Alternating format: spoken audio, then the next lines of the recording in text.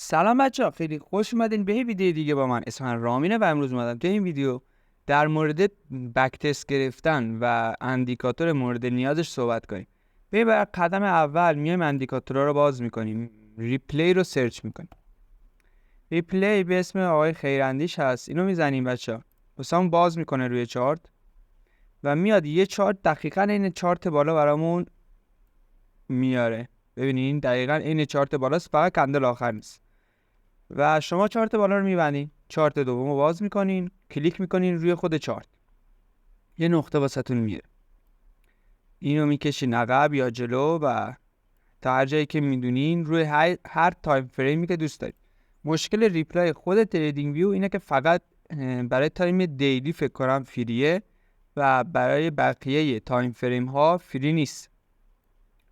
پس ما فقط این رو اینجوری استفاده میکنیم و همچنین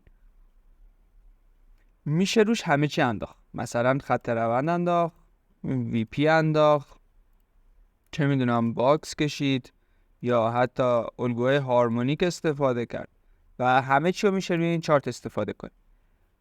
باید حتما بک تست بگیرید. یه سری پست‌ها من میذارم بچه‌ها که مثلا در مورد چه میدونم خط روند یا مثلا در مورد ناحیه‌های ترید، اینا رو خودتون باید بک تست بگیرید. اینا استراتژی ان. یه بک تست میگیریم، یه کارو در میارین سمت. یه پیج دارم من بچه‌ها، هم اسم کانال یوتیوبه و من هر روز توش ناحیه‌های ترید رو میذارم. ناحیه‌هایی که خودم فکر میکنم جواب میدن و خودم تریدشون میکنم رو میذارم.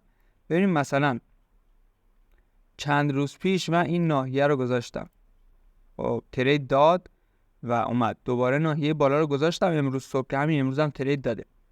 و مثلا میبینین من اینا رو گذاشتم، مثلا روی XRP تایم فریم 4 ساعته این ناحیه رو گذاشتیم، ICP گذاشتیم که خورد و دیگه به در نمیخوره، آیوتا که این سه ناحیه رو داره، هر وقت بهشون برسه ترید میدن،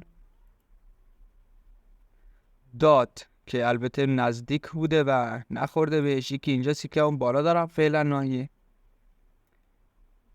BNB که امروز حد ضرر بهمون زده. البته من خودم اینو ترید نکردم چون میبینیم که اینجوری اومده رد شده ازش، من اصلا تریدش نکردم، ولی خب به هر حال ناحیه بوده.